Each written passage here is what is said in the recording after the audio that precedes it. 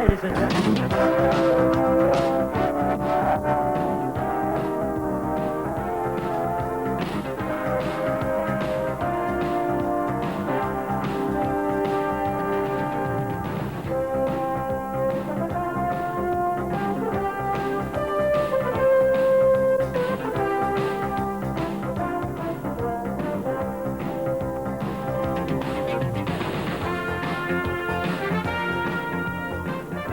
And now we're at 11:47 with Joanne launch, is that correct?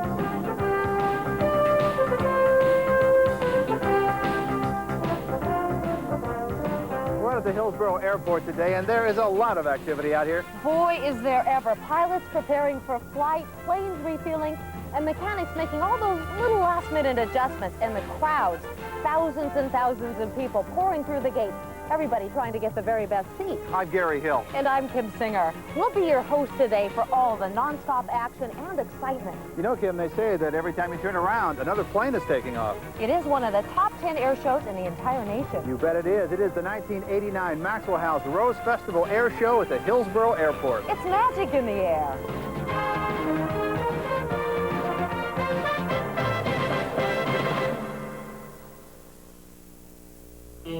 Why put out the fire? Keep it going with the Silver Bullet, the one that won't slow you down. Coors Light, yeah, it's the right beer now.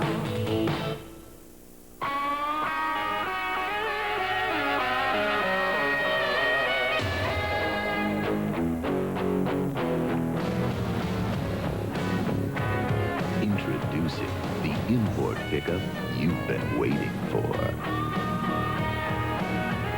The 1989 Dodge Power Ram 50 4x4. 0.0 financing or cash back up to $2,000. Dodge, the trucks America wants.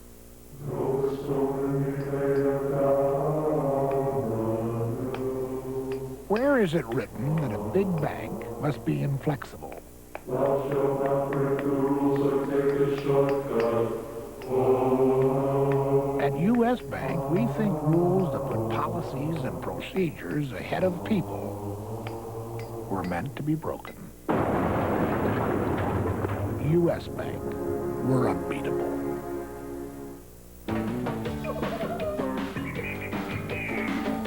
Fiesta! Introducing the Summer Fiesta at Taco Bell. Fiesta with our 59-cent value menu. Fiesta! Tacos, tostadas, burritos, and more, just 59 cents. The Summer Fiesta at Taco Bell, where the best food meets an even better price. Fiesta! Make a run, motherfucker! The best value in the Northwest, only at Taco Bell, 59-cent value menu.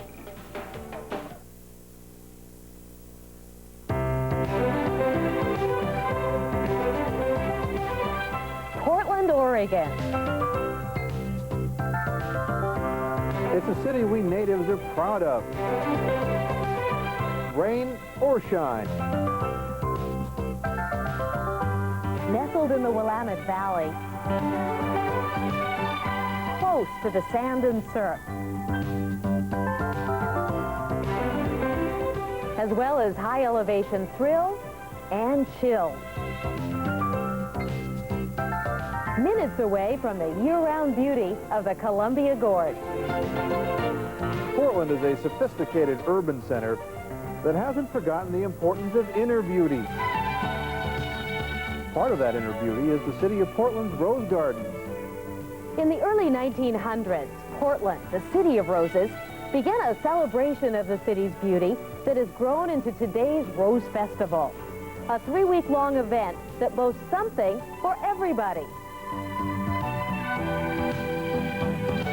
A recent addition to the Rose Festival is the Rose Festival Air Show. But aviation isn't new to the Rose Festival. was a Rose Festival publicity stunt that prompted pioneer aviator Silas Christopherson to fly off the Multnomah building in downtown Portland. In the 1900s, flight was a novelty. Now it's something we take for granted. Except for the kinds of thrills we'll see today. There's magic in the air.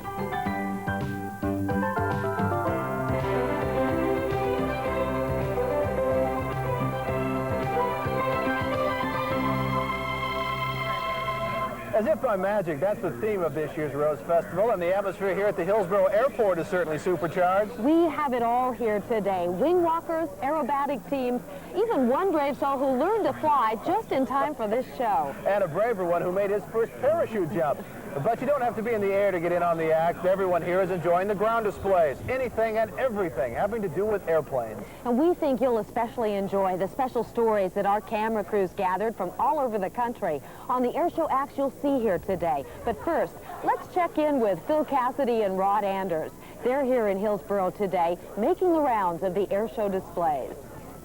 Hey, Phil, isn't this air show an exciting thing? You know, Rod, it really is. I remember when I was a kid, we had an air show in my hometown, and that was always a lot of fun to go see those barrel rolls and the loop-to-loops and all that stuff. And I bet you're going to ask me what I'm doing today, Rod. What are you doing here at the air show today, Phil? Well, I'm glad you asked, Rod. I'll be covering, you know, there's an air show here, and there's also a ground show, and that's what I'll be covering, the ground show. You're talking about the spectators, the people that are watching. That's right, the people in the lawn chairs, you know, the people with the right stuff. Everybody loves an air show. Yeah. That ought to be a lot of fun. Yeah, and I got to get out of here and get to work. So. Oh, we'll be checking in with you a little bit later on, great. Phil, and we'll see what's happening over there. All right. A lot of great old-time aircrafts at this air show. In fact, this is one of the classics. This is the old J-3 Piper Cup, first airplane I ever flew. Many people learned to fly in this airplane right here. Did you ever wonder what it would be like to learn to fly? Well, I can tell you it's not something you learn to do overnight. Our sports director, Mike O'Brien, decided that he'd like to try to learn how to fly with a little bit of help from Eagle Flight Service. I can't say I'm 100% thrilled with this idea, but at some point you have to stop worrying about how you might die and start living a little. So meet Paul Etchemendy. He owns Eagle Flight Center. Paul's been teaching students how to fly for 15 years now.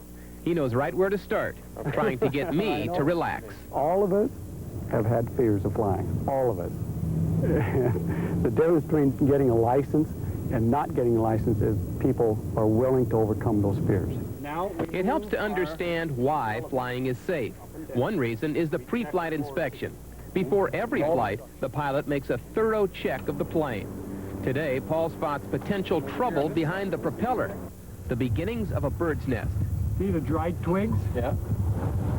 Just enough to create a little fire in there. The way I see it, a slight delay is better than flames at 5,000 feet. Let's go do it. Let's go fly. Once in the cockpit, there's another checklist, plus a test of the engine, the instruments, and the flight controls. Now pull back and check behind you to see if the elevator is up. Delta 161, runway 30 clear for takeoff. Report midfield on the right downwind H9. That's for you. 161. 5, now a little bit of back pressure. Hold that, bring that nose up, just like that. Hold it right there. Not too much, too much. Let the nose release. At 3,500 feet, Paul simulates my worst fear, total engine failure. But to my surprise, with no power, the plane is easy to control. It can even fly itself. And this demonstrates that the plane becomes a glider, a safe flying platform where you should be able to pick the spot where you want to land. Okay. And part of your training will teach you how to pick those spots and how to land safely. The theory is sound, and Paul's got 100 reasons why I should be relaxed. But with my fear of heights and turbulence, right now, I wonder if I'll ever be comfortable up here. You know, back in World War II, most of the pilots learned to fly in a T6 trainer. Bud Granley still flies that T6 trainer, and he flies it about as well as anyone. The T6 is kind of a big, awkward aircraft, but Bud Granley maneuvers it with a lot of grace. Oh, Bud.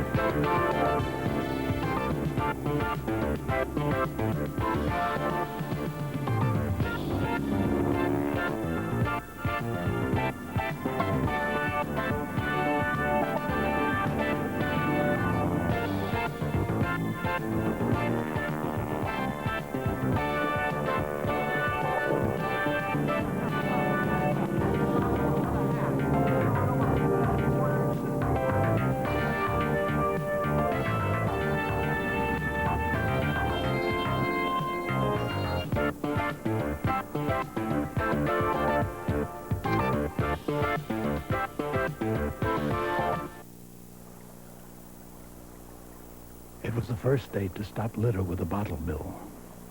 The first state to protect every inch of its coastline. The first state to clean up the air by banning fluorocarbons. The first state where it's the people that are spoiled, not the places. For a free Oregon travel guide, call 1-800-547-7842. Oh, hi. My name is Bud. We're Taste Buds. Now, all buds are different. There are sweet buds that like fresh, fruity things. Fresh and fruity. And sourpusses. We're into things like yogurt. Makes them pucker. Thankfully, now there's Kissel. Here it comes. They're gonna love it. Because Kissel has the same nutritious ingredients as yogurt, but none of the cultures that make yogurt taste sour. Kissel gives you more fruit flavor without the pucker. Right. Does it come in pickle? Does it come in pickle? Listen to your Taste Buds. Don't pucker, just Kissel. Kathy! You've only practiced an hour.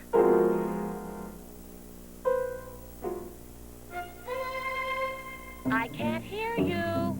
The special softness of Northern bathroom tissue comes from two sheets being quilted together. And quilting makes a difference you can feel. Northern, quilted for a special kind of softness.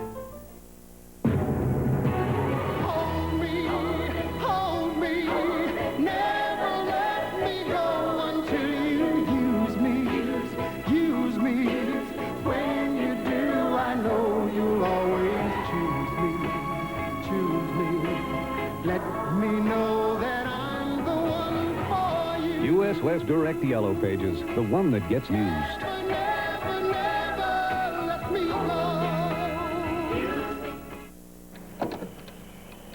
Whatever your reason for working on your car in the middle of the night, Thrifty Auto is open 24 hours for you. When you need an auto part, we've got it. You know how beautiful it is when you drive around the Northwest and look at all the scenic highlights?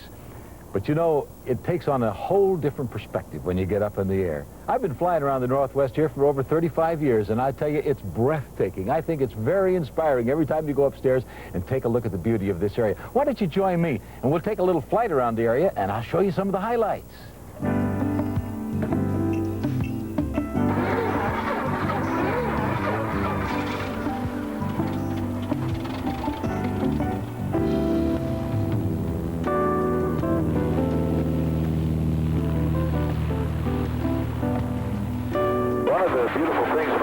Range are the mountain peaks that stick up above the average heights of the mountains. And there are quite a few beautiful snow-capped mountains this time of the year. One of them is famous throughout the world, and that is Mount Hood. We're looking at this from almost 9,000 feet now.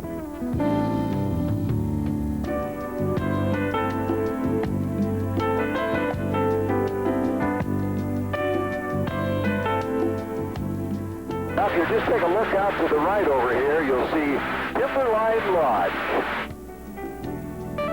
Absolutely a magnificent building. It was built back in the early 30s by the WPA workforce, and it's been a popular resort area all through the years.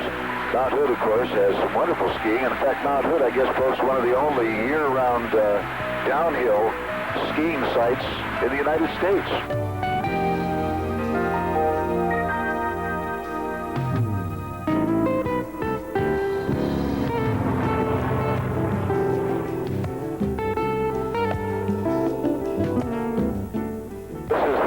Columbia River Gorge, one of the great wonders of the world, and it's a newly dedicated national scenic area. The Columbia River runs right down through it, down to the Pacific Ocean. This is the Bonneville Dam, busily producing hydropower for the Northwest here, especially the city of Portland, and points as far south as Los Angeles, California.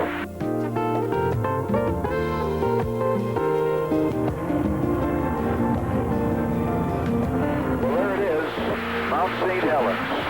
We're looking right down into the heart of Mount St. Helens. It blew her top on May 18th, 1980. This mountain is over 1,000 feet shorter than it used to be. But as you can see right in the center, it's building up again. It's pushing up a new dome. And each year this actually grow a little bit bigger. Now we'll leave Mount St. Helens and turn west for a quick hop down to the Oregon coast. So just take a look out the window there. This is the famous Haystack Rock at Cannon Beach. Really, this is the small one. I'll show you the bigger one a little later on.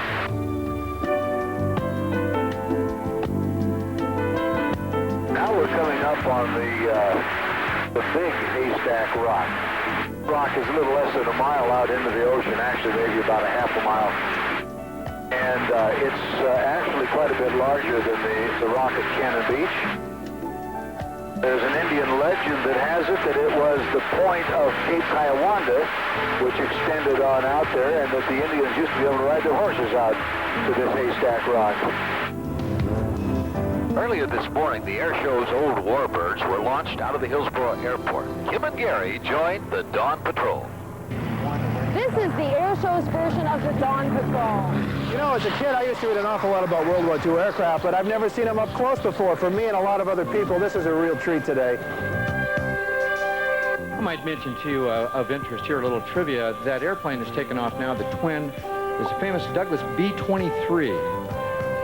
Used to be referred to as the Dragonfly, or the Dragon.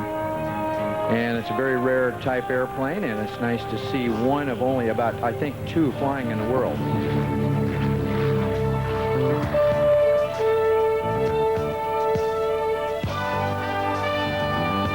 Airplane taking off is from the Grumman Aircraft Company. It was a torpedo bomber. Very famous during the Mariana Turkey Shoot, the Battle of Midway, and so on. It served as a torpedo-carrying aircraft.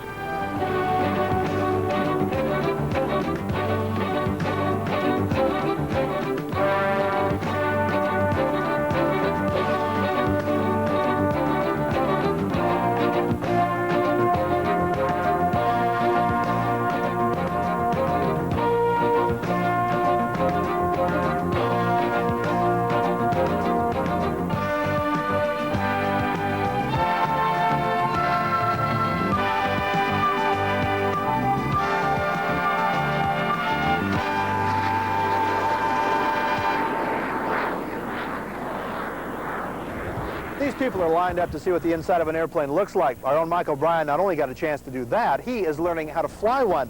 Let's check in with him at the Eagle Flight Center to see how he's doing. The mechanics of controlling the airplane take some getting used to. You steer with your feet on the rudder pedals, your hands control the throttle and the yoke. At least the takeoff is fairly simple. Full power, keep the plane heading straight, and when you reach takeoff speed, pull back on the yoke, and you're airborne. But you must remember the propeller's torque pulls the plane to the left. That must be compensated for with extra pressure on the right rudder. Just one more technique I'm a little slow with. Right rudder. Right rudder. Come on, use right rudder. More right rudder. You're awful bashful with that right rudder. Okay. That's it. I've heard right rudder so much that now I answer to it. You know, getting airborne is one thing, getting back down is something else. The sight of that runway coming up at me makes my hands sweat. I wonder if other pilots started this way.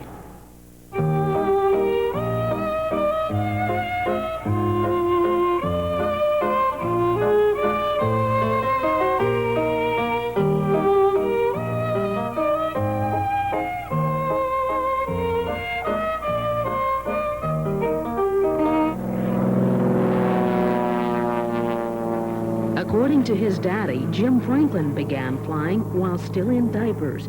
At age 12, he stole the family plane and flew his first solo. When his father found out, he asked young Franklin if he'd been afraid. He said, no, my knees didn't knock. Only difference I could tell in that airplane with you in it and you out of it, it just flew a lot better without you in it. Today, at age 40, with a son of his own and over 15,000 hours flight time, Franklin has become among the best aerobatic pilots in the world.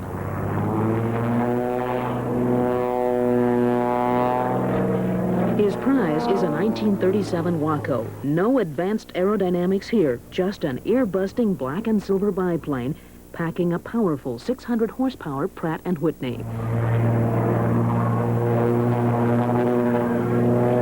flies the Waco with wing walker Johnny Kasian. In an aerial dogfight with another Waco. And in performing the world's lowest inverted ribbon pickup.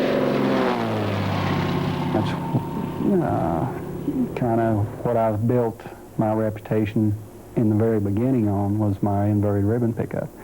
And the first ribbon I ever picked up in my entire career, the ribbon was between two 12-ounce Coke bottles. But spectators couldn't see the Coke bottles, so today 2 helpers hold the ribbon.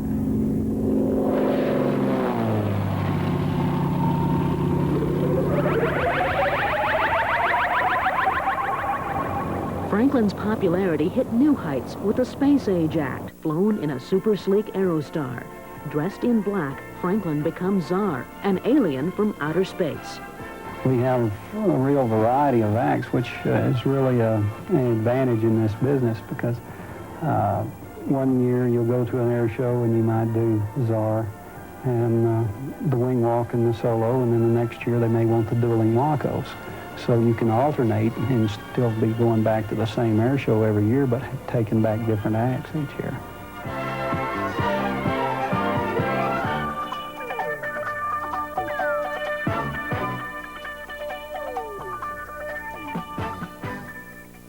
Ladies and gentlemen, the Tsar has landed. Welcome to us, Tsar. Youngsters mob Tsar after every performance, seeking autographs and pictures with the great outer space alien. In real life, Tsar is a thoughtful, quiet man who lives with wife Audine and 9-year-old son Kyle on a picturesque pine-covered hill near Alto, New Mexico, in a home adorned with the mementos of a lifetime spent flying. Franklin has appeared in motion pictures, been written up in publications all over the world, and attained uncommon acclaim in aviation. And of it all, he says simply, I believe in God, and I believe in myself. It can be dangerous. It's just like anything you do. If you get careless, it can be dangerous. And you have to know your abilities, your airplane's abilities, and stay within that envelope. This is called a gyroplane. It's lightweight, made of fiberglass, but it flies like a regular airplane. Talk about flying airplanes. Did you see Jim Franklin? We're going to join him again right now. He is a stuntman, stunt pilot. In fact, he is among the best in the world.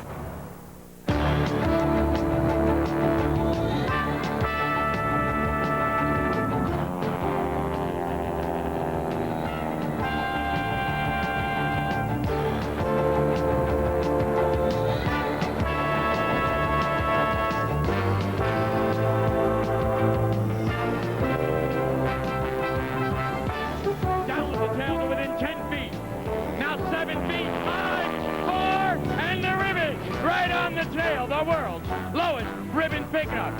Some kind of flying? Oh, yeah.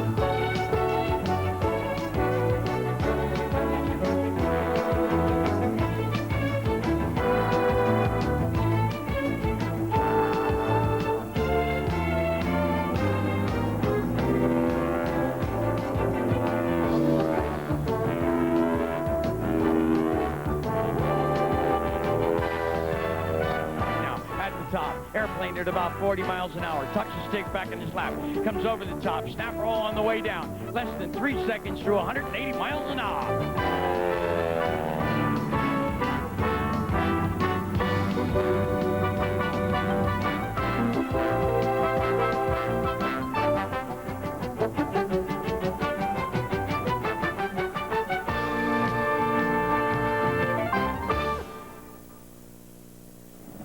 Let's say you want to choose a new bank. You can do business with one that goes by the book. A bank that is driven by rules, procedures, and processes. Or you can do business with U.S. Bank. U.S. Bank. We're unbeatable. If you like having your life well-defined. It's the right beer now. If you think that beer made in the Rockies sounds better than beer made in cities. It's the right beer now. Because when the game's this close, you don't want to drop the ball. So send in the Silver Bullet, the one that won't slow you down. Coors Light. Yeah, it's the right beer now.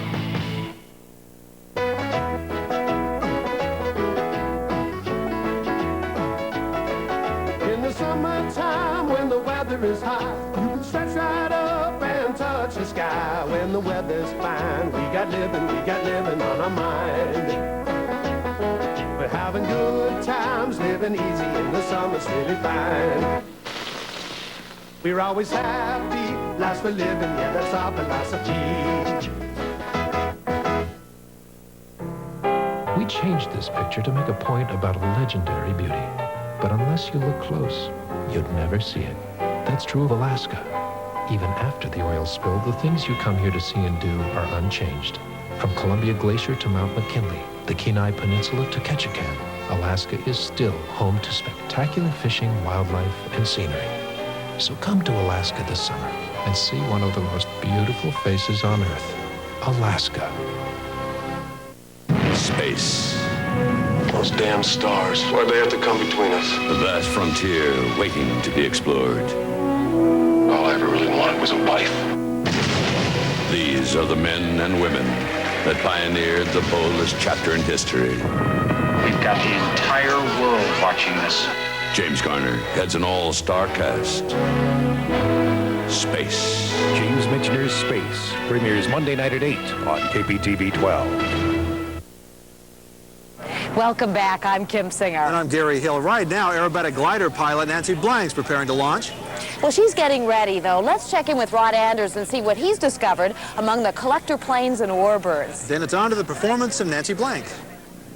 What we'd like to do right now is show you some of the great old antique aircraft at this air show. This is Cliff Schrock. Cliff, what is this plane? This is my wife's baby. This is a 1929 Fleet. It was used as a sport plane in the United States and a military trainer in Canada. It has a 125 horsepower Kinner engine, no electric system, no radio. How fast does it go? It goes about 85. Great. You got another plane here that we might take a look at. It's another classic. Let's go look at that. Okay. Hey, Cliff, I remember this one. Isn't this the kind that Sky King used to fly? Yeah, this is a twin-engine Cessna T-50, better known as a bamboo bomber because it's all wooden fabric. It's a great airplane, goes about 160 miles an hour. And it is a beauty. Cliff, thank you very much. I'm going to go look at some more. This is Ron Oakes from Eastern Oregon. Ron, what kind of plane is this? This is a Navy N3N, primary trainer built by the Navy for the Navy for training primary pilots in World War II. What year? 1941. Ron, thank you very much. You're welcome. This is Art Armstrong. Art, what is this plane? This is a 1932 de Havilland Tiger Moth. What kind of engine does it have in it? A Rolls-Royce Gypsy. And what was it used for? World War II primary trainer. Is that right? Is it easy to fly? It's easy to fly, but difficult to fly properly. I see. You know, our sports director, Mike O'Brien at KPTV, is trying to learn to fly right now. Why don't we check in and see how he's doing over at Eagle Flight Center? Now we're turning to the right. Why are we doing that? Because you don't have the wings level. The wings are level, so all the lift is generated up. Now, when we want to turn, we take some of that lift and we turn the wing like this. So we have two components of lift now. We have a horizontal component and we have a vertical component. This will tell me whether or not I'm climbing or descending. This will give me my directional situation. This is the altimeter, which tells me the actual altitude of the aircraft. Here's the mixture, which has to be adjusted for takeoffs and landing. Here is the throttle, which is what you have to slam dunk to get started. A typical landing approach in a training aircraft begins when you enter the downwind leg at a 45-degree angle, about mid-field to the runway. Usually you're at cruise speed. The use of flaps reduces the required landing ground run and permits steeper approach paths at a slower airspeed. Somehow it seems so much easier as a kid.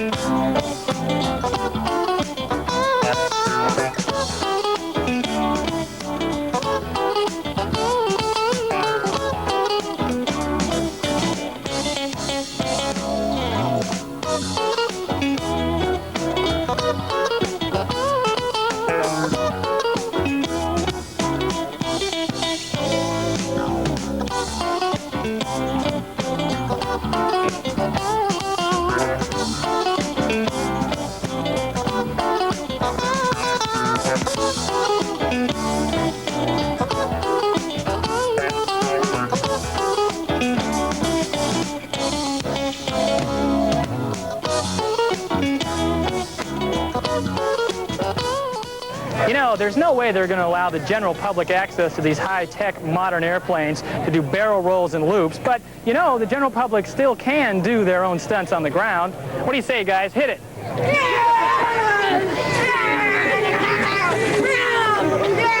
What's your favorite airplane? F4 Phantom. You make that sound for me? Yeah. Okay, flaps up. Gear down. Land. Are you there yet? Yeah, I'm there. Do it. You can do it. Flaps up. Very good. Barrel roll. Do barrel roll. Barrel roll. All right. B-42, something like that. You guys have put your face in it. Can you put your hearts into this and give me the sound of a B-42? Whatever that is. Can you make any sounds of any of your favorite airplanes? No, I can't make sounds. You'd rather not, huh? I can't make sounds. Just give us a few bars. Flaps up. Flaps up. I have something in my throat. M&M, My maybe? favorite airplane is the B-52 bomber. Can you make that sound for me? I'll try. Can you do it with the flaps up this time? The flaps up? Can you make the sound of an F-14 for me? I don't think I can. Okay. I think my wife can. Can you? That's an F-14? Yes. Can I get a little more air out of that? Try it again. Go ahead. My mouth is full. It's a foam airplane. Is it? If that thing was to fly, what noise would it make, you think? How about with flaps up? Yeah. Okay, you guys ready for touch and goes? Yeah! Assume the pilot position. Ready, take off. Land! Take off! Barrel roll! Barrel roll!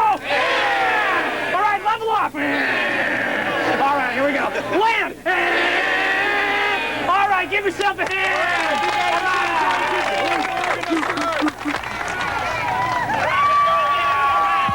Yes, all right.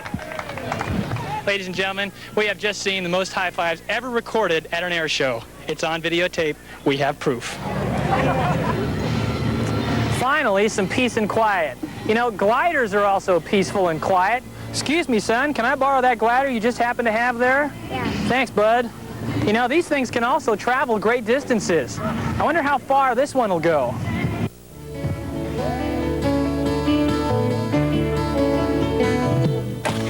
Got it.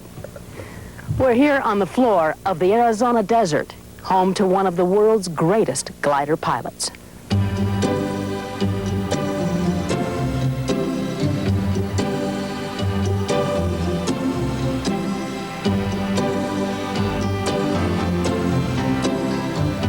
She's 38-year-old Nancy Blank of Florence, Arizona, currently ranked number 2 in the U.S., number 3 in the world.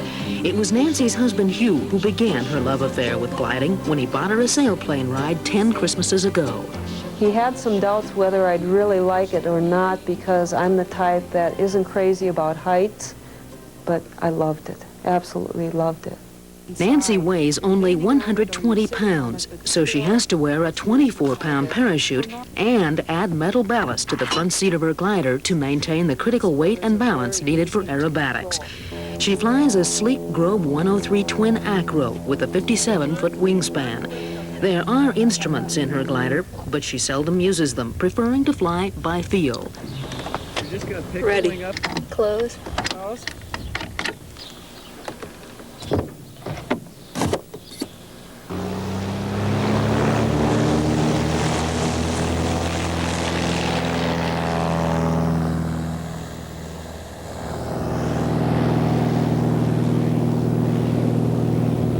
When I'm on tow behind, following the tow plane, at least 90% of the time I look down and still in amazement, I look and say, I'm actually up here. And this is the same after 11,000 flights as it was after the first 10. Gliders have been chasing the sun since the 1850s, 50 years before the Wright brothers first flew an airplane at Kitty Hawk. But it took Nancy Blank to perfect the beauty of glider ballet.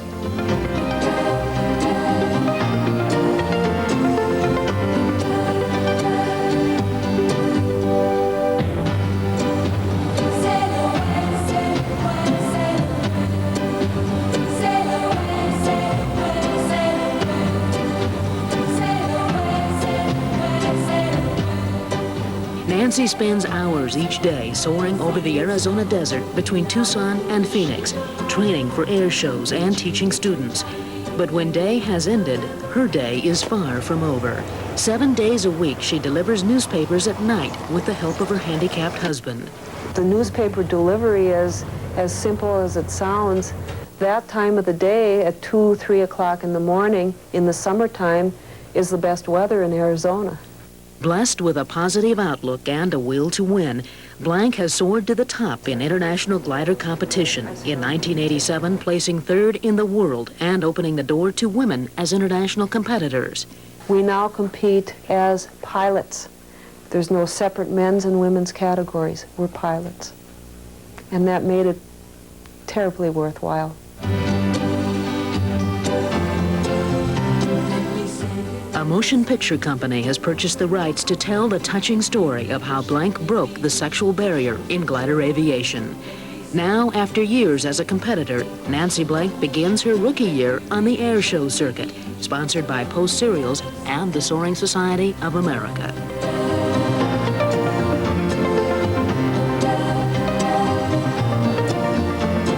It's the greatest. It's been an experience that I couldn't imagine being without. I've experienced every emotion in soaring. It's been wonderful, just wonderful.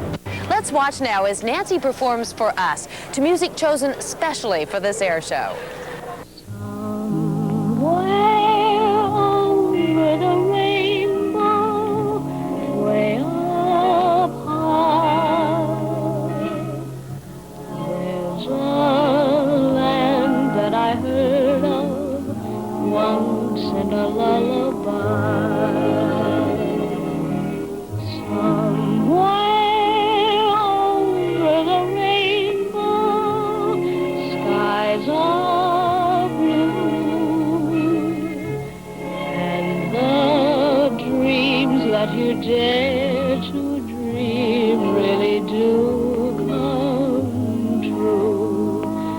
Someday I'll wish upon a star and wake up where the clouds are far behind me, where troubles melt like lemon drops away above the chimney tops. That's where you'll find me. Somewhere over the rainbow, bluebirds fly. Birds fly over the rainbow. Why then, oh, why can't I?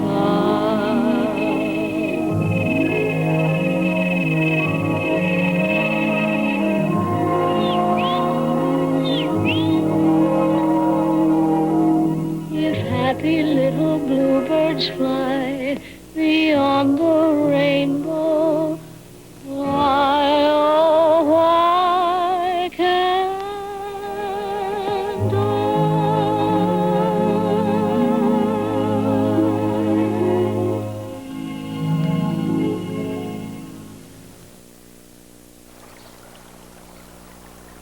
It was the first state to stop litter with a bottle bill.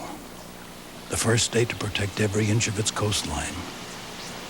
The first state to clean up the air by banning fluorocarbons. The first state where it's the people that are spoiled, not the places. For a free Oregon travel guide, call 1-800-547-7842. I'm used everywhere, man, I'm used everywhere. Across the deserts bare, man, up in the mountain air.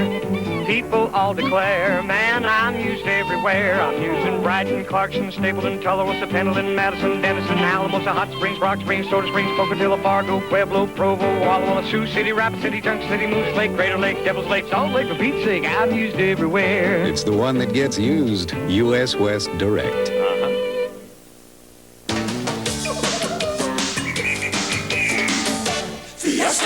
Introducing the Summer Fiesta at Taco Bell. Fiesta with our 59-cent value menu. Fiesta!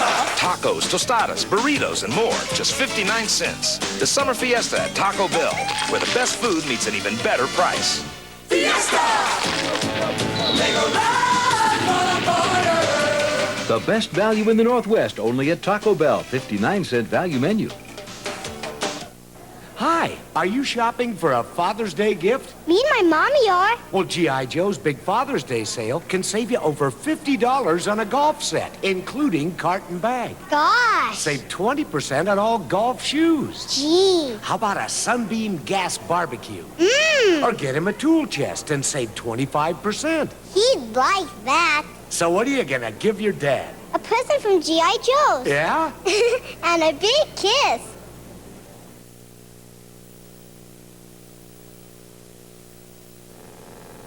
Roger, Kennedy Tower. I'm now at 1,500 feet and climbing. Hello there. A friend, let me borrow his home computer and take a look at this. It's a flight simulator that allows me to fly a single-engine airplane anywhere in the United States. Right now, I'm flying over New York City. But I could be buzzing Seattle's Space Needle or even shooting touch-and-go landings out at Hillsboro or PDX. Well, I started to wonder how home computer simulators measure up to the multi-million-dollar flight simulators that the airlines use to train pilots. So I asked Dean Schwab at Alaska Airlines what he thought about that. The simulator that you can have at home are nice, but they in no way match up to what we have in flight simulation in our simulators. We can replicate the airplane in its entirety. We put the cockpit crew in there, and they couldn't tell the difference whether they're in an airplane or in the simulator. I wanted to check out the flight simulator myself, so Dean introduced me to Neil Hodden, flight instructor for the 727, who took me on a tour of Alaska Airlines' $9 million flight simulator. I've got all the same instruments over here that you've got over there. Okay. You have a couple more than I do. So if something happens to me, you can fly the plane. That's right. Or vice versa. Or vice versa. That's right. You've got your basic 8 flight instruments here across the top. All right. You've got the airspeed indicator, of course, in the upper left. You got your what we call an ADI, attitude director indicator. This is you, that little orange symbol right there. All right. Altimeter. Right now we're currently at 1,920 feet. If we locked on to a localizer, that's our electronic beam going down the center of a runway. When we finally come into land, this little center will move left and right, telling us whether we're on the center line of the runway. We have our gear indications, all these lights right here. Once all the lights light up. Oh boy, we are in trouble. Look at that. That's Attitude right. alert, speed brake. We've got the engine instruments right here. Right. Nicely stacked. And you can see once you take the throttles and move them up and down and kind of watch the engine instruments as they react. Increase the thrust. Well, look at that thing. Listen to that. Boy, listen to those things wind up, will you? When you push those throttles up, you'll hear the engine spooling up and really producing that power. Right now, let's put you in the air and try to get you ready to land this baby. Yeah, you want me to fly this thing? I think you can handle it. I'll talk you down. Oh, okay. Can you talk me down to the runway? I can't even see the runway right now. You've got the there throttles. it is. You've got the throttles. You've got the airplane. Get me on the ground on this. I've never flown anything this big before. You need to turn right a little bit. A little bit to the right. Okay. You can see there that we're a little fast. I need you to slow down some. Okay, so come back on the throttles. Come back on the throttles. Notice you're descending at about 400 to 500 feet per minute. The outer marker. We're cleared to land right now. Okay. All right. We're all counting on you. Boy.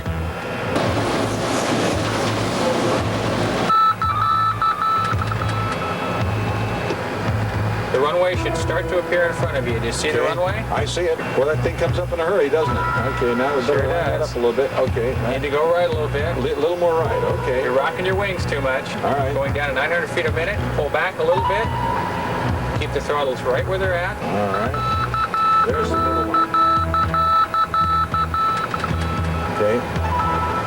100 feet above the ground. Do you see the runway? I see it. Okay. Yeah, we're drifting. Pull the power back. You're on the center line. Okay. You're going to touch down any second. Any second. All right. There it is. Nice touchdown. Push over, touch the nose wheel. Very good job. Pull the speed brake, go into reverse. Very good. Full brakes. Full brakes. Nice landing. Hey? I'm impressed. There we are. Not many people could have done that. Well, I hope the passengers feel good. How do you feel back there?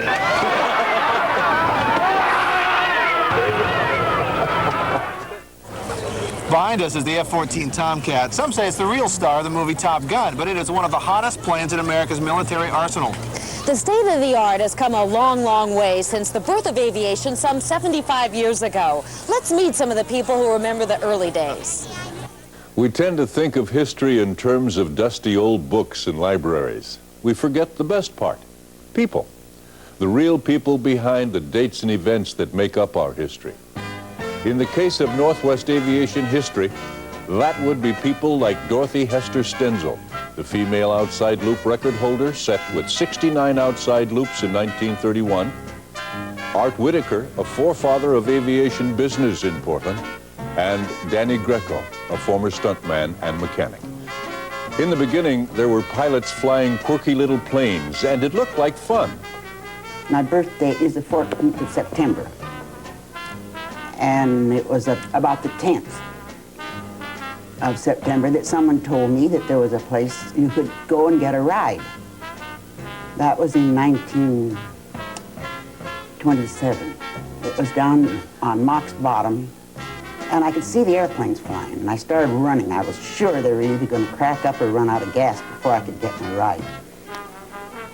But I made it and got my ride, In 1905, he saw at the Lewis and Clark Fair, he saw somebody with an airplane.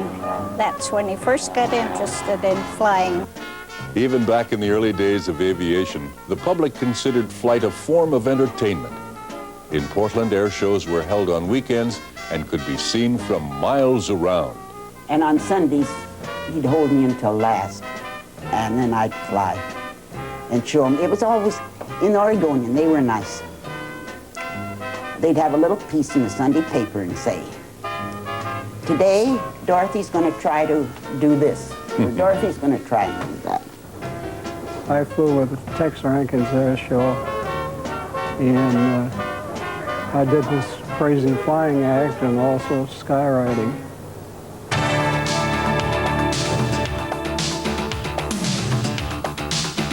And so it goes. History does repeat itself. We see it in the excited faces of the children and adults as they watch today's aviators do some crazy flying and try for stunt records of their own, all unaware that those they watch will eventually join the living history of aviation.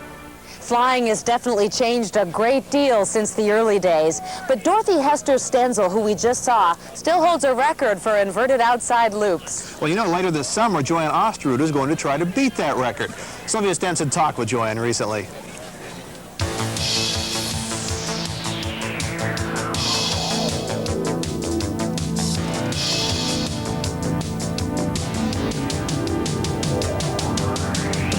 It's called Supernova, the name for an exploding star, and for a spacey stunt plane piloted by a bubbly blonde named Joanne Osterud.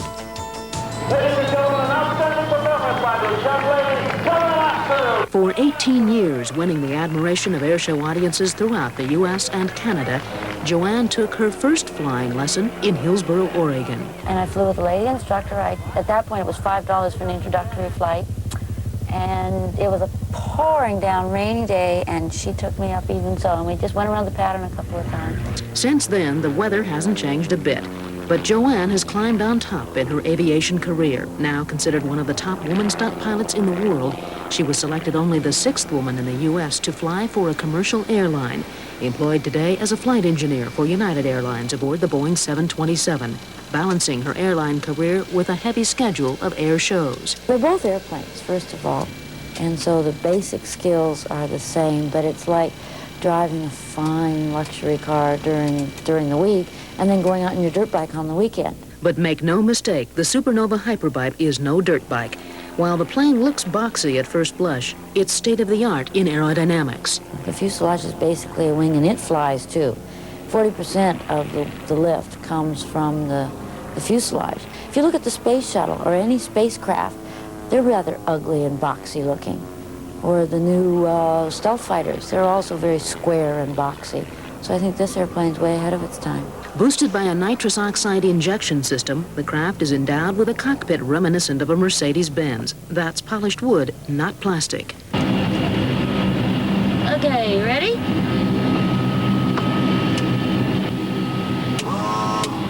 Clear.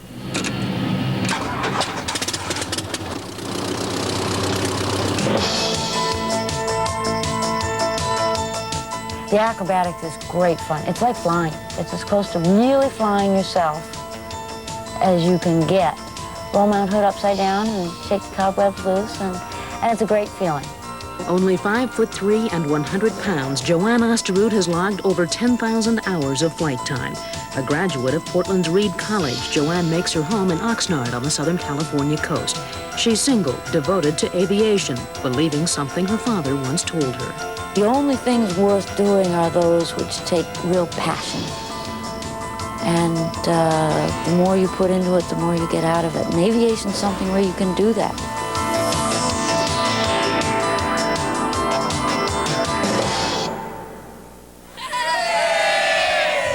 You know, there are all kinds of airplanes out here. But now it's time to watch Joanne perform to the music of Mannheim Steamroller in her airplane, the Supernova.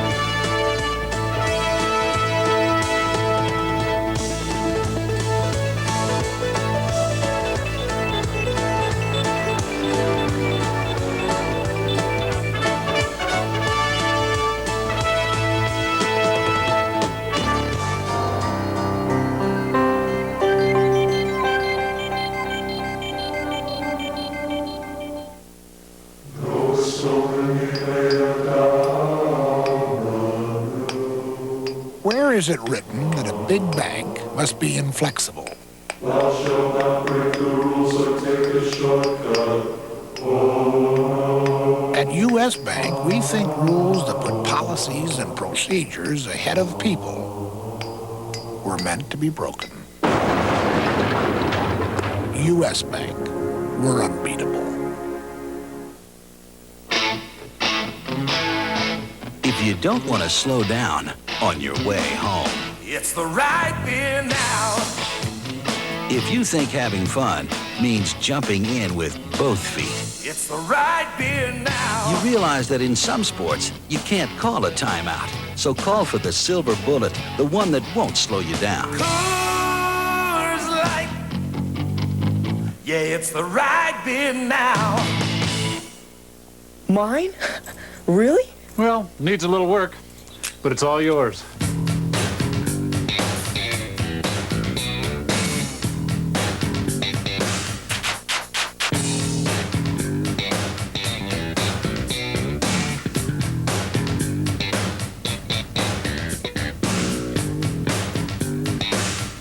Now that's a truck. Yeah! Last year, over 100,000 people witnessed the most spectacular display of guts and glory in the air. Now, you can be part of the Maxwell House Rose Festival Air Show June 10th and 11th at the Hillsboro Airport. KUIK features live coverage and traffic reports every 5 minutes to get you to and from the show. Gates open at 9, showtime 11. Tickets at all G.I. Joe's, Ticketmaster outlets, and the Hillsboro Chamber of Commerce. And hey, take along an AM radio and keep it on AM 1360 KUIK. Those damn stars. Why'd they have to come between us? They pioneered the boldest chapter in history. Space. Premiering Monday at 8 on KPTV 12.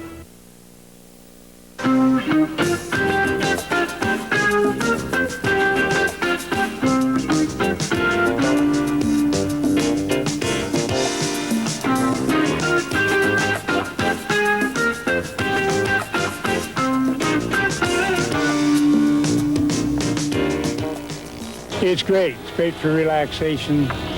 You really enjoy it. Get out in the sunshine and warm air. Fantastic. You kind of put yourself in the cockpit anyway as you're up there. I think we're all frustrated flyers to start with, and this kind of satisfies our urge to get in some flying without worrying about having to crash or land bad.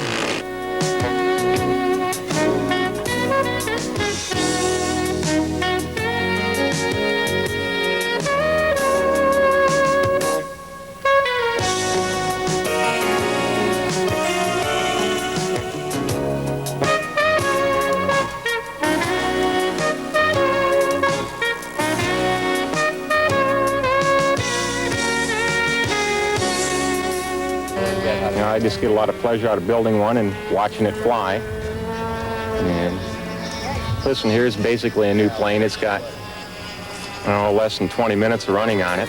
I've had it for over a year.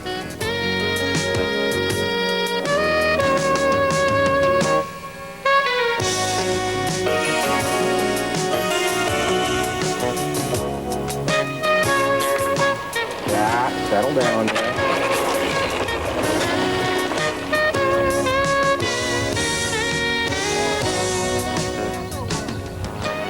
Well, that's one way to fly and still keep 2 feet on the ground.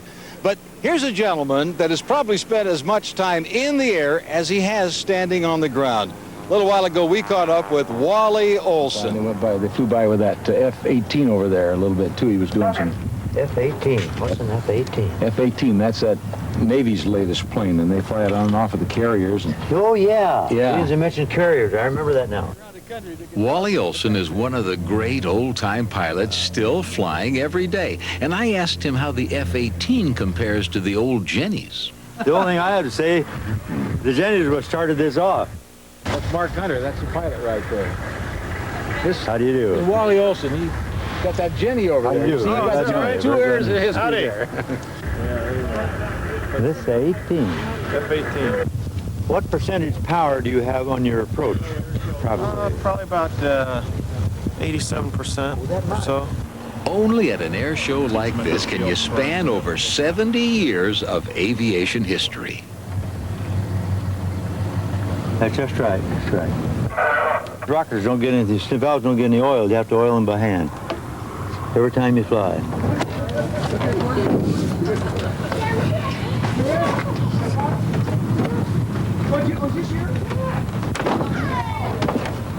Okay. Contact. This 1917 Curtiss Jenny of Wally's is one of just a handful still flying in the world today, and this plane is completely original in every detail. Yeah. Tell somebody to call the tower. Tell them what we're going to do. The engine design is from 1912, just 9 years after the Wright brothers' first flight.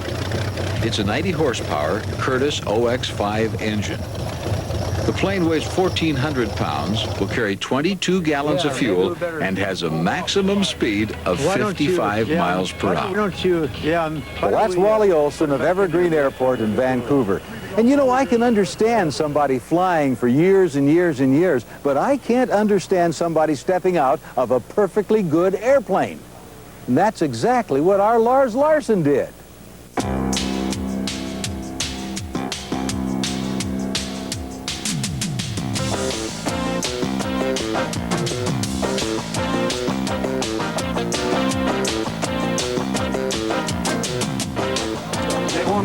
Howdy. What's your name? I'm Ralph Hatt. Ralph, nice to meet you. This is your tandem master over here. This guy? Ron Hergenrader. Ron? Nice to meet you. Nice to meet you. What do you think, This should Ron? be fun. What do you think? Well, I think what he did was he said, get the chubby one, because if he falls on me, he'll be okay, right? How fast are we going to be falling? 120 miles an hour. 120 miles an hour. That's 100. terminal. How fast does it take? How long does it take us to go 0 to 120? About 10 seconds. 20 minutes to get up there. How long for us to get back down? About 5. 5 minutes, all the way. 30 seconds free fall, and then about a 4 or 5 minute canopy ride. How steerable is this thing? Completely. Go anywhere? Anywhere we want. Those are all in about the 200 square foot range. 200 feet, 200 square feet. So what, 20 by 10? Approximately, real close, yes. They're open in the front. You can see the openings in the front. Yeah. Those are the cells. That's where the air is being introduced to the canopy. The front of the canopy is all opened. Yeah. The back is all sewn shut. Okay. The forward speed inflates it. What's the biggest student you've ever taken with you? 6'4", 2 1/4. 6'4", 2 1/4.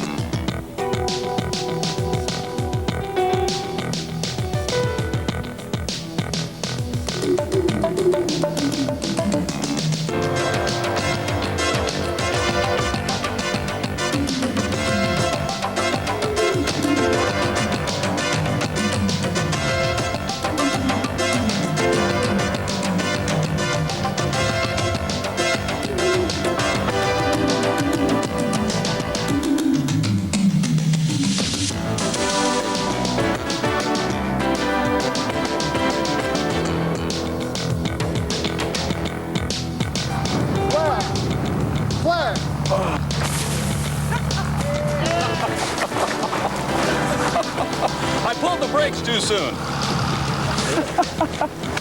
Thanks a lot. No problem. That was a lot of fun. That was a heck of a lot of fun. Lars Larson is a very brave man. Talk about reporter involvement. We appreciate his commitment to investigative reporting that prompted him to jump out of a plane firsthand. It only goes to show that this man will do anything to get a story. But now let's check in with a group to whom parachuting is really old news. Don't go away, though, because they are the stuff that headlines are made of. Okay. Slow right turn. Are cleared. I'm throwing out the streamer. Okay.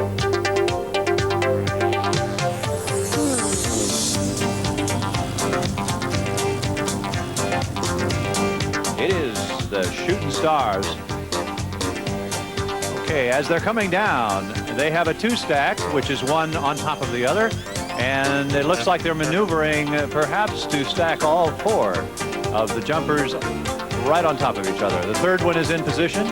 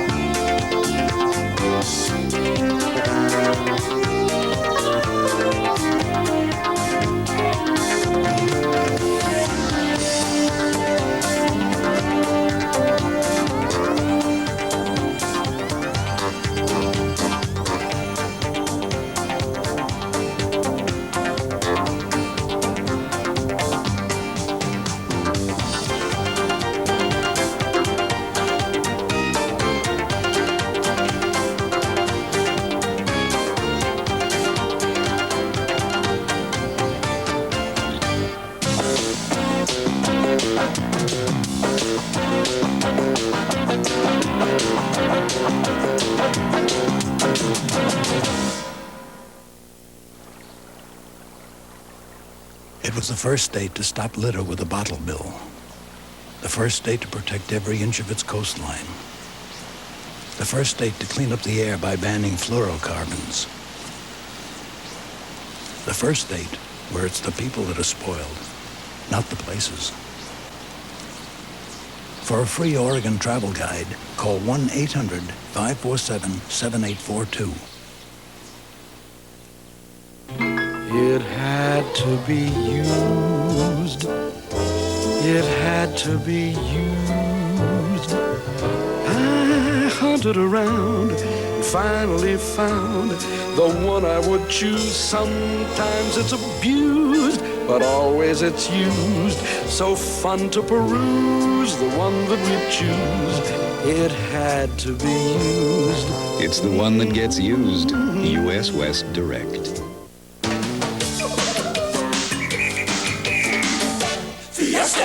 Introducing the Summer Fiesta at Taco Bell. Fiesta with our 59-cent value menu. Fiesta! Tacos, tostadas, burritos, and more. Just 59 cents. The Summer Fiesta at Taco Bell, where the best food meets an even better price. Fiesta! Make a run for the border! The best value in the Northwest, only at Taco Bell. 59-cent value menu.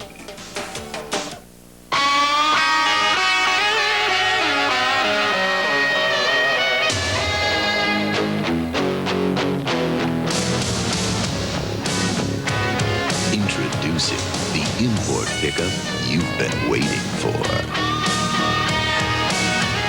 The 1989 Dodge Power Ram 50 4x4.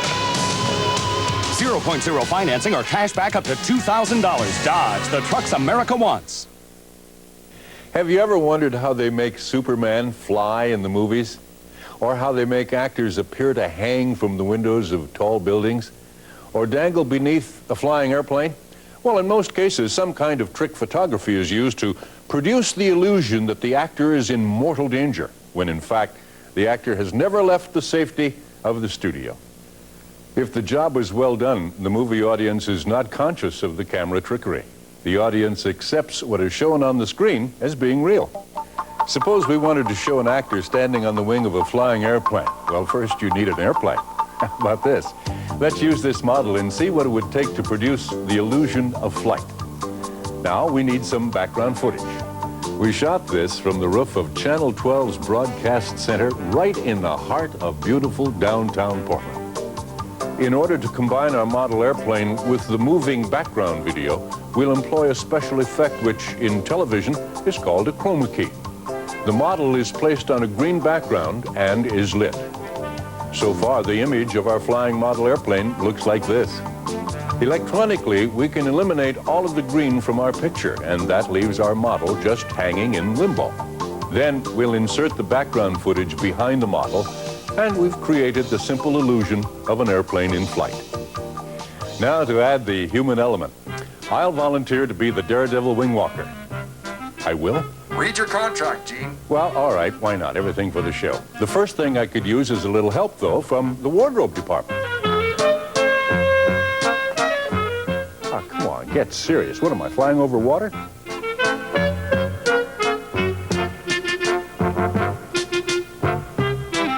What is this, a great effect or the Flying Tigers? Come on, get serious. There. Not good, but better. There's even a long white scarf to blow in the breeze. Now I'll take my turn being photographed against a solid colored background, blue in this case, and my picture will be superimposed on the picture we've created of the flying model. Okay, guys, if we have a little wind now. Whoa, whoa, oh, yeah, I said a little wind, not a hurricane. Oh, little engine noise now.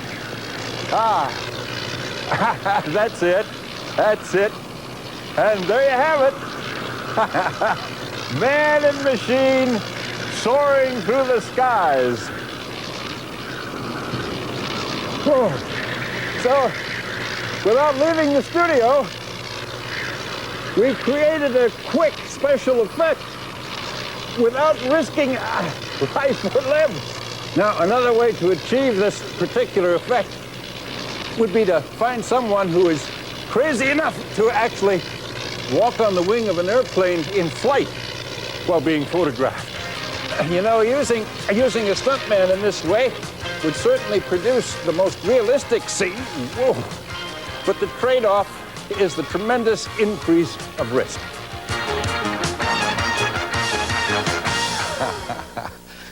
Whoa, that's hard work, I'll tell you.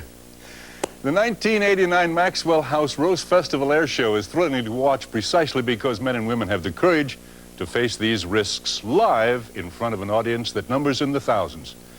This year's show features some death-defying stunts performed by one of Hollywood's most daring stuntmen, Johnny Kazian, a man whose boots I wouldn't want to be in.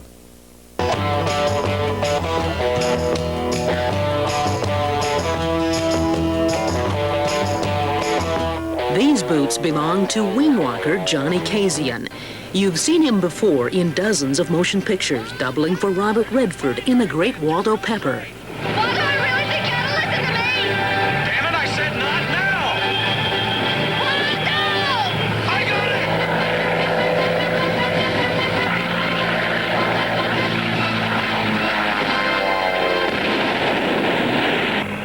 Over 3 decades as a Hollywood stuntman, Johnny Kazian totaled his talents, cast his fate to the wind, and tried wing walking. The Great Waldo Pepper succeeded at wing walking in the 1920s, and it might have ended there if not for Johnny Kazian.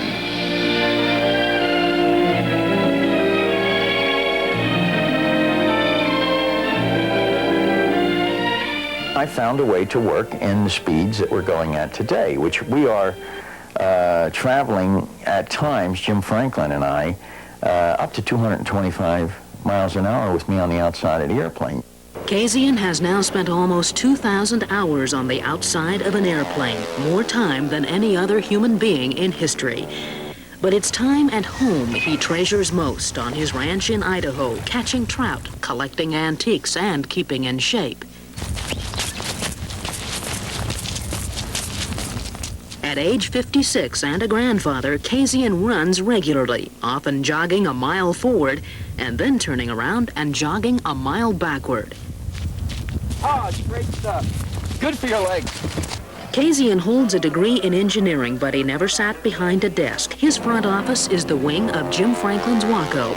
He doesn't wear a parachute or depend on ropes, wires, or cables to stay on the wing. I have toe straps I put my feet under, and I have a waist belt for the severe aerobatics. Blasted by a wicked wind, pulling as many as 5 Gs, Kazian hangs on through amazing aerobatics. You're the only ones to ever do a Lamshavak with a man on the wing, which is where the airplane tumbles nose for tail. We're the only ones to do a torque roll, where the airplane goes into the air and then torques backwards and then pays off. When his friend, the late great aviator Art Scholl, asked Kazian, "Why do we do this, John?" I told him, I said, "Artie, all for the love of the flying machine. You know, it's like a fever."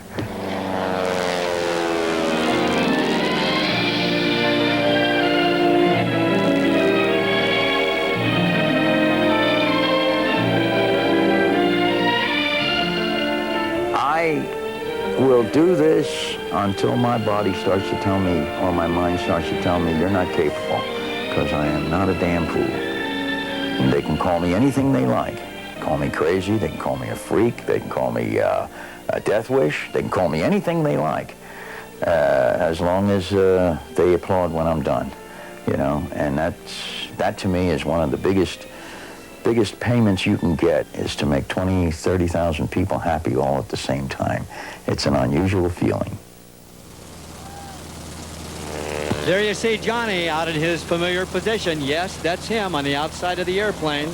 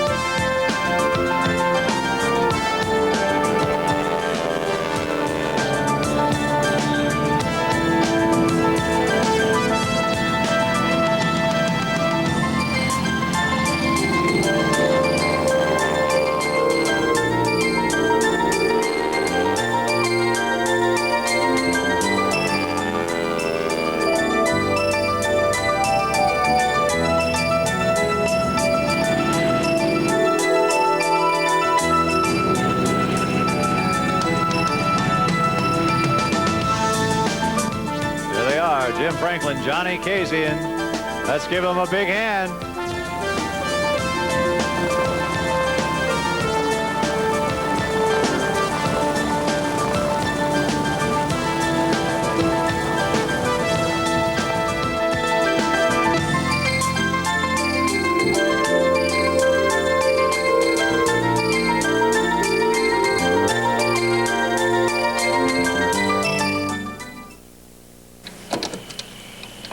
Whatever your reason for working on your car in the middle of the night, Thrifty Auto is open 24 hours for you. When you need an auto part, we've got it.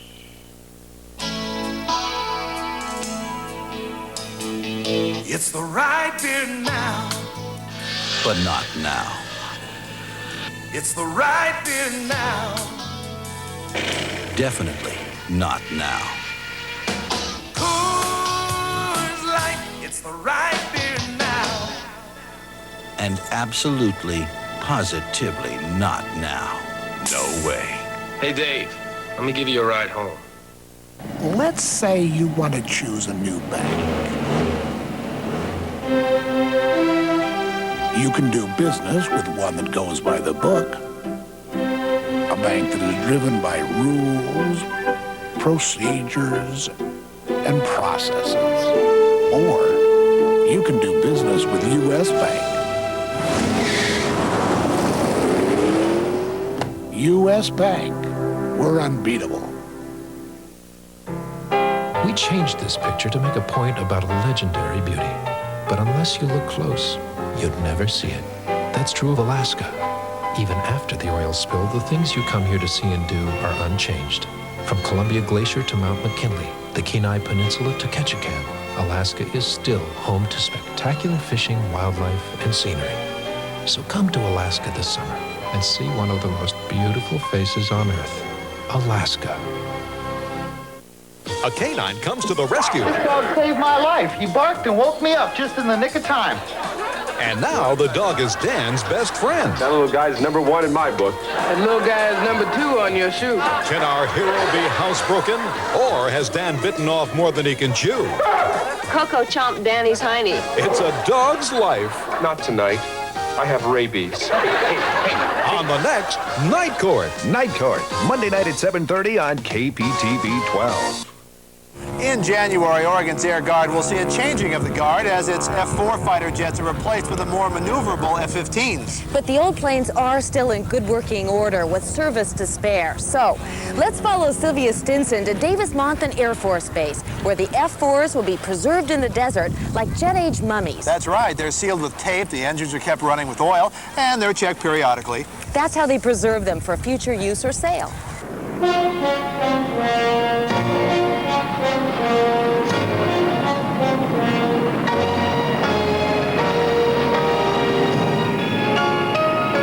It was named for something unreal, called the F-4 Phantom. 5,000 were built, destined to become the aerial weapon of war in Vietnam. Over 30 years old now, the F-4 has flown thousands of hours in defense of democracy, piloted by military units worldwide, including the Oregon Air Guard. Fly something that long and you get used to it, it's gets you out of some pretty sticky situations now and then, and it's just a good, reliable airplane. It's a good pilot's airplane. It's an honest airplane, and in its day, it was the finest airplane in the world.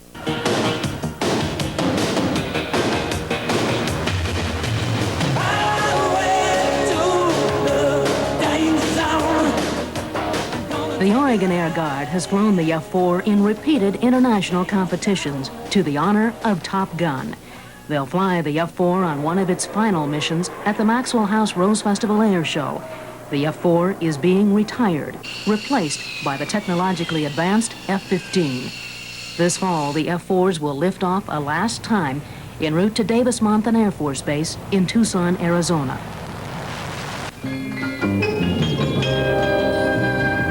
Here, almost 3,000 military planes are lined up like soldiers still at attention, resting forevermore on the desert floor. In time, some will be scavenged for parts, some will be sold to other countries, and some will be converted into remote-controlled drones to be shot down by more modern fighters practicing air-to-air combat. But before the F-4 goes to its demise in the desert, Oregon Air Guardsmen will fly an aerial performance in Portland dedicated to Oregon's missing in action in Vietnam.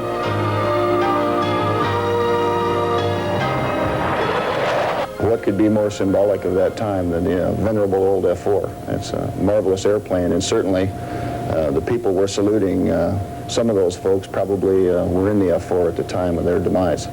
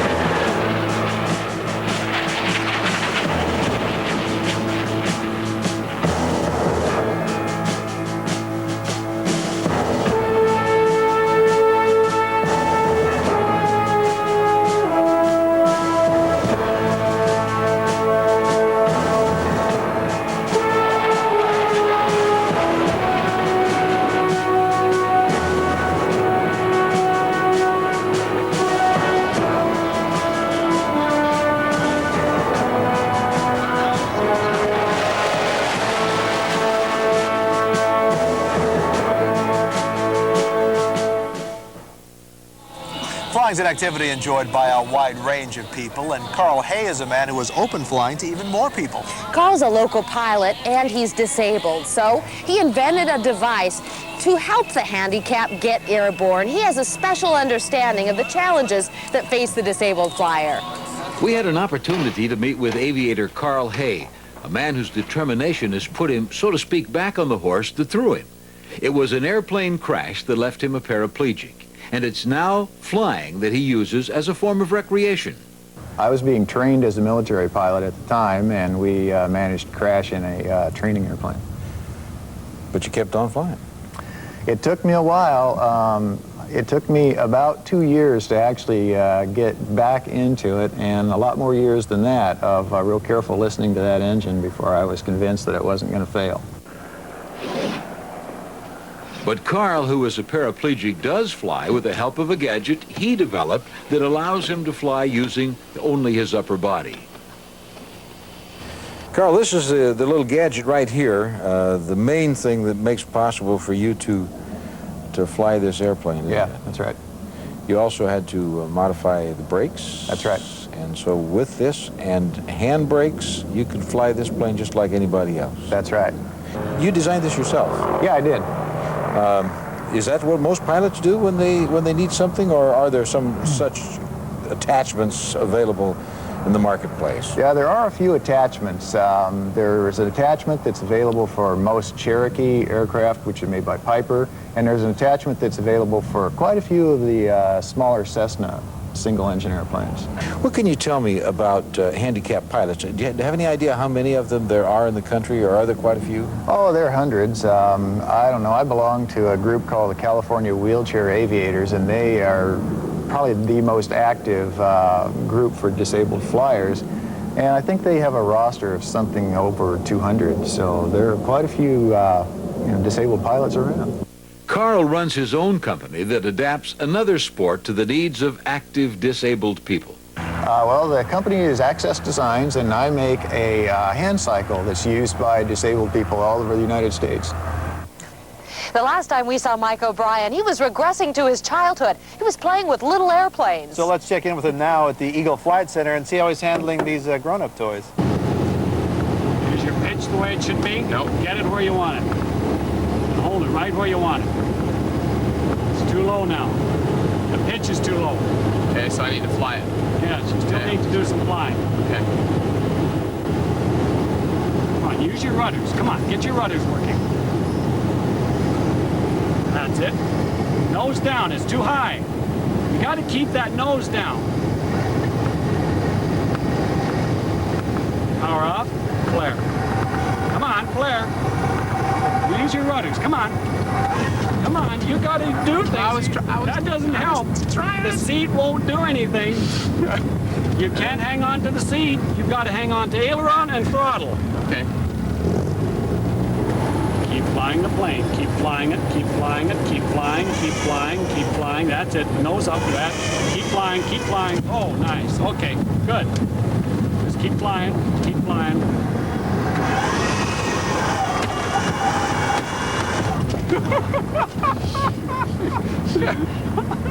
Is that okay? Shall we go in? No, let's do one more.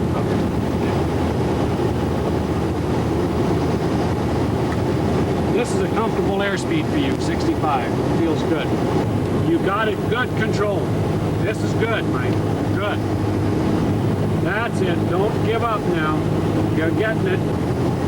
Great. Nice lineup. Nice lineup. Flare easy, real easy. Just keep the nose slowly, slowly, coming back. There, there, there. Good. That's it. That's it. Hey, that was it. That was it? That was it. Okay, let's go home. That's not so hard. No. Oh. How's your heart? Oh, How's your heart? It feels good when you do a good one like that. It does. When I was growing up, Sky King was the aviation hero, flying his twin-engine plane all over the skies. It's been light years since Sky King, but now there is a new superhero, and he has a different kind of airplane. The name, Czar, the acrobatic alien. Now watch as Tsar pilots the Pride through the blue skies of the Earth's heavy atmosphere, rolling, looping, screaming with the G-loads of this planet's heavy gravity.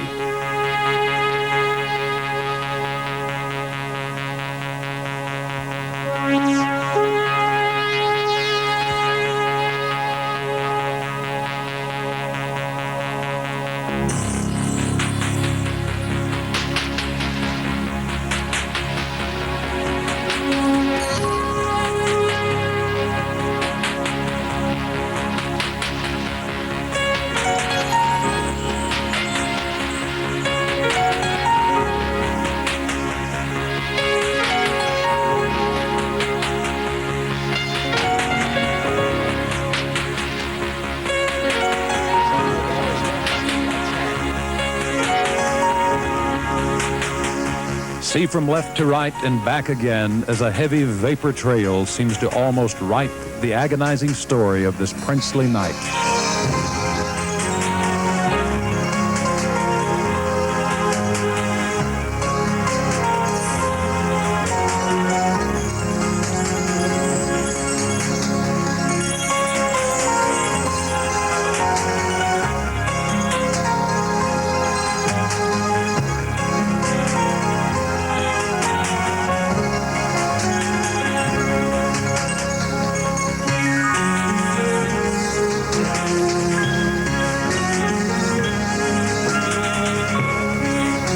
Closely as the nose of the Pride seems to almost penetrate the heavens, then gracefully rolls or turns back to the amazed onlooking earthlings with the speed of the rocket ship she is born of.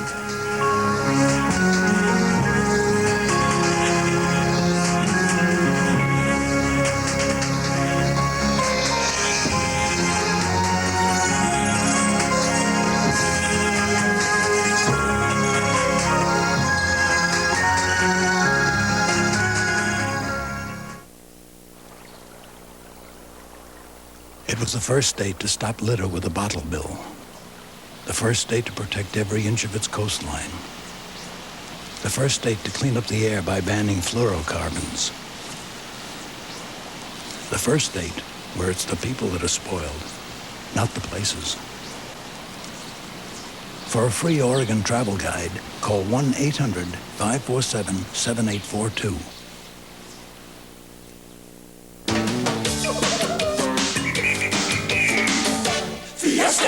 Introducing the Summer Fiesta at Taco Bell. Fiesta with our 59-cent value menu. Fiesta!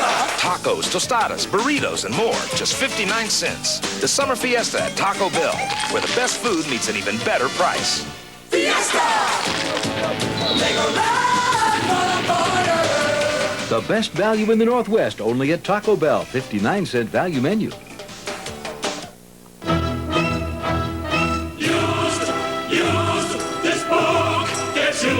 It is the one that we use. Used, sometimes abused, but still the one that we use. Used, the one we use. U.S. West Direct Yellow Pages, the one that gets used. That's why it's still the one. We're having a great time here today, but one of the very best acts has been saved for last. That's right. It's the precision flying team of the Ray-Ban Golds. Four Canadians who have something more in common than just flying. They are formation flyers extraordinaire. They are pure poetry, and they'll take your breath away. You'll see in just a short time. But first, let's take a look at a roadside formation that attracts plenty of attention on its own. It's the Bomber in Milwaukie, Oregon. Phil Cassidy has the story. Here it is, the world-famous B-17 bomber, bought by Art Lacey for $13,000, grounded forever in Milwaukie above the gas pumps. Take Trigger, you'll have to go under the wing.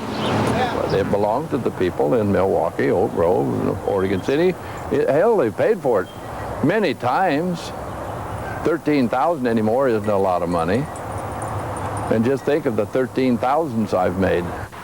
The B-17 is a landmark. If you want to know where you are on McLaughlin Boulevard, the Bomber is your reference point. The plane itself has been the topic of many stories worldwide. It attracts people off the boulevard and from around the world. I had 4 boys come over here from England. They landed at SeaTac, rented a car, come down here, went up in the airplane, got back in their car, went back to SeaTac, and went back to England. They didn't go to see another thing. This is what they wanted to see. The B-17 was brought to Milwaukee in 1947 and moved in 1967. News film captured the relocation.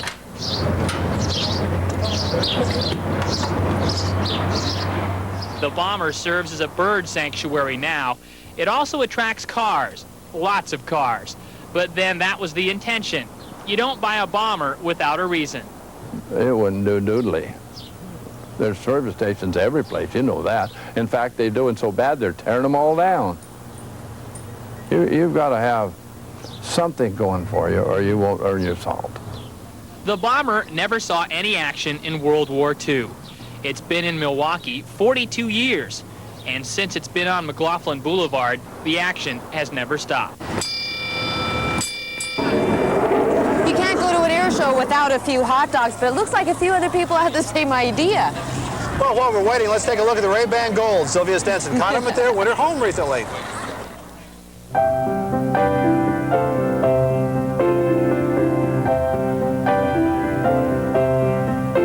In the Canadian sky, far above the high-rises of Vancouver, British Columbia, can be seen the glint of gold, Ray-Ban Gold.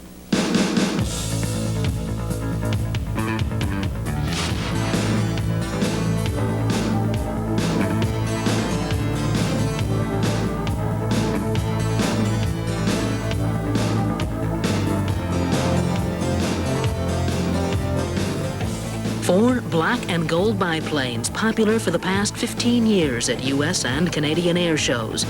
Team leader, Rod Ellis. In gold number 2, George Curbison. Flying left wing, Bill Cowan. And in the slot, Al Hoff. With 60,000 hours between them, all 4 fly during the week for the airlines. On weekends, they fly for fun. You can go out and do what you want. It doesn't really matter. You don't have to impress a bunch of people about how smooth you are and make sure they get there and whatnot. You just go out and fly and have fun. The only obligation to wear your Ray-Bans. Yes, it's in the contract. Each pilot owns his own plane. Each plane insured by Lloyd's of London. The pilots, well... Life insurance you can't buy. Well, it wouldn't be worth it. Yeah. You do what?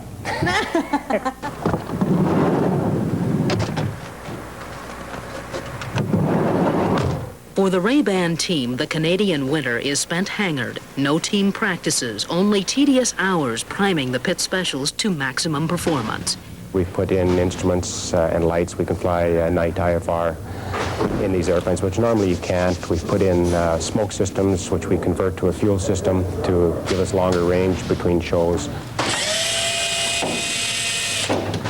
It's all worth it when winter ends and spring comes to Canada. The hangar doors open and a young man's fancy turns to flying.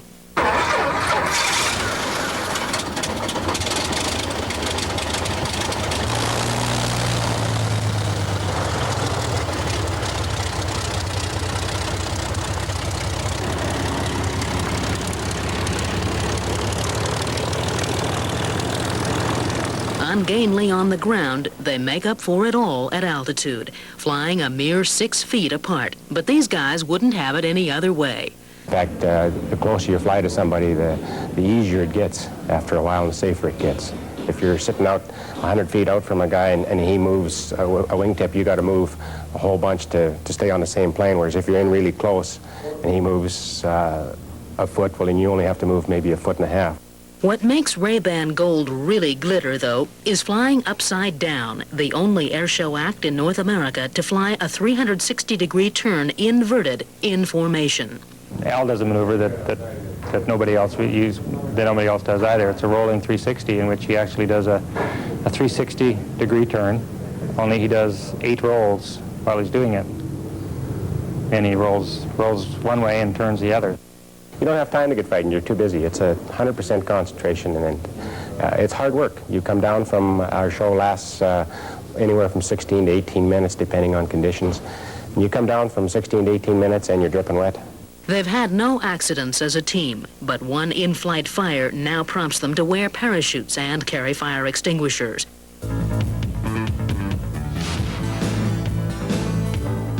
For now, these veteran pilots, all in their 40s, all married, each the father of 2, are content as Canada's only civilian formation flying team. When you go to the time and effort and energy that we do to put on something like this, and you come down after putting it on, and you know you've done a good job, you feel good about it. And you know that you're one of the few people in the world that's doing it.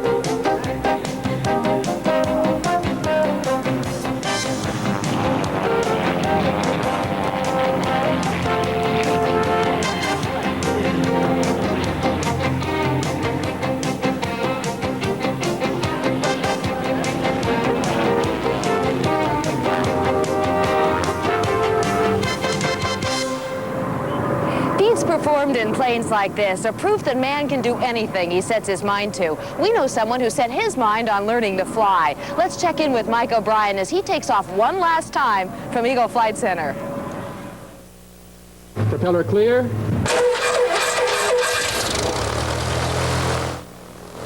This is it, just me in the plane. I'm feeling pretty good. A wise man once said, when fear comes, view it as a spectator. Separate yourself from your experiences. His words are now mine. Paul's going to watch this from the tower. It's funny. I'm ready, and now Paul seems nervous. But then, this is his plane. Hillsboro Tower, Cessna 53161 at runway 30, ready for takeoff, staying in the pattern. Takeoffs are fun, and my first solo turn gives me the full freedom of flying.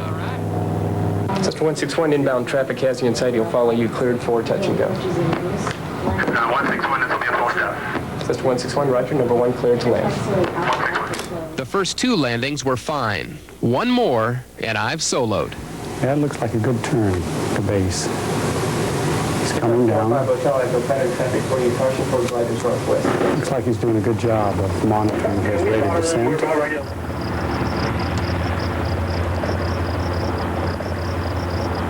Looking good. Looking good. That's it. Pull the nose up. Pull it off. Pull it off. That's a good touchdown. Good touchdown. 016, reported traffic south. Good touchdown. Real nice. Yes, there is only one person in that cockpit, and it is Mike O'Brien from Channel 12. Hip hip hooray. All right, Paul. How many more hours till I can fly to the moon? Congratulations. Thank you. That was fun. I love Paul is high, too. He says a student soloing is like watching your child's first steps. Paul has helped me through some tough times, and today I feel like a bird, one that's out of the nest for good.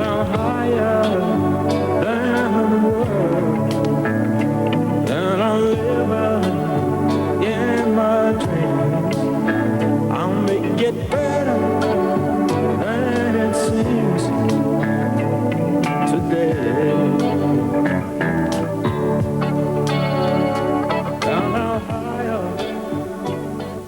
Well, congratulations to Mike O'Brien. He finally made it. I'll say, I think Mike just made up for all the days he came to work looking a little green behind the gills. Well, that is another air show. It's been great. The weather's cooperated, and we have seen some excellent stunt flying. I don't know what I'd do if I had to pick my favorite stunt. I guess it would come down to the Ray-Ban Golds or Johnny Casey and the Wing Walker. Can you imagine standing on your head on the top of a plane? Precision work for sure, just to hear the applause of the crowd. The crowd is starting to leave, but before it does, let's check in with Rod Anders and Phil Cassidy. They're still out in the field. You know, it just seems like everybody loves an air show. They're popular the world around. There's something fascinating about airplanes, the military airplanes, private airplanes, the aerobatics, the things that people do in airplanes. But for me, I think my favorite of all is probably the old-timers, because, after all, that's where it all started. Just a few fun facts we thought we'd let you know about here at the air show. Like, did you know there were 400 police officers here today? This is one of them. Thank you, sir, for being here. We had 500 garbage cans on the grounds, 40,000 hot dogs. Oh, I love hot dogs. Hamburgers today, 40,000 hamburgers. Seems to have lost our plate. Pepsi was on the grounds today, too. We had 8,000 gallons of Pepsi. Oh, that's good. Tasting the high life. Yeah, we had 350 kegs of beer. Beautiful. Cups of coffee today. 8,000 of these babies. What's next, you ask? Toilet paper. We had 1,000 rolls of toilet paper here today. And where does this toilet paper go? Well, it goes into the 206 outhouses. Hope you enjoyed the air show. Well, that is it for us. I'm Kim Singer. And I'm Gary Hill. Thanks for joining us at the 1989 Maxwell House Rose Festival Air Show. Flaps up, everybody. We'll see you next year. Happy landings.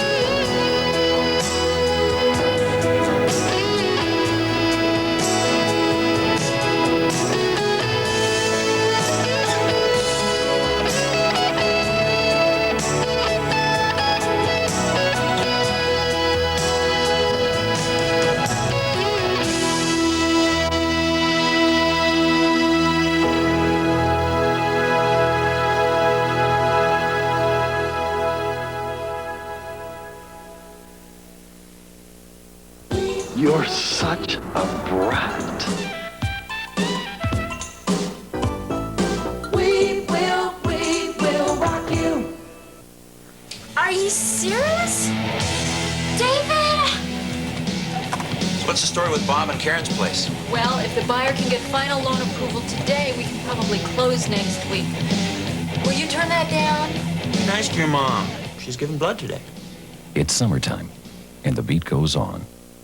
The preceding message was presented as a community service by Legacy Health System. We're dedicated to providing convenient, cost-effective, quality health care services. Hold me, never let me go until you use me. Use me. When you do, I know you'll always choose me. Choose me. Let me know that I'm the one for you. U.S. West Direct Yellow Pages, the one that gets used.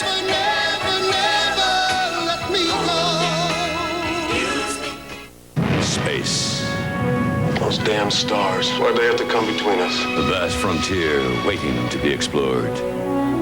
All I ever really wanted was a wife. These are the men and women that pioneered the boldest chapter in history.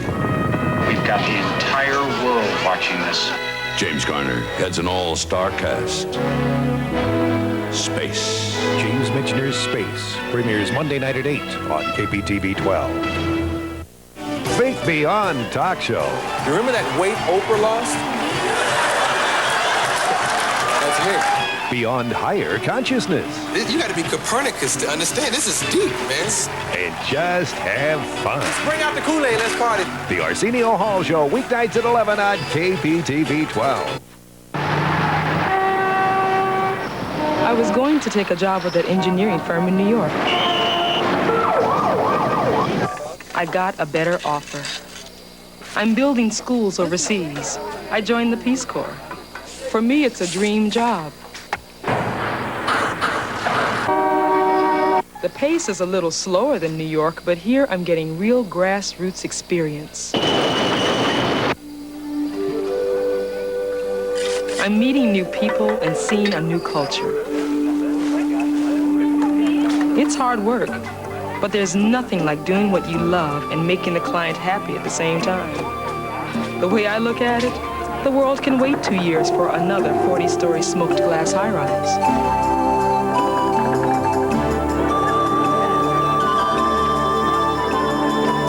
Build a future with the Peace Corps, the toughest job you'll ever love. Tonight's movie presentation is being brought to you in part by West Coast Training.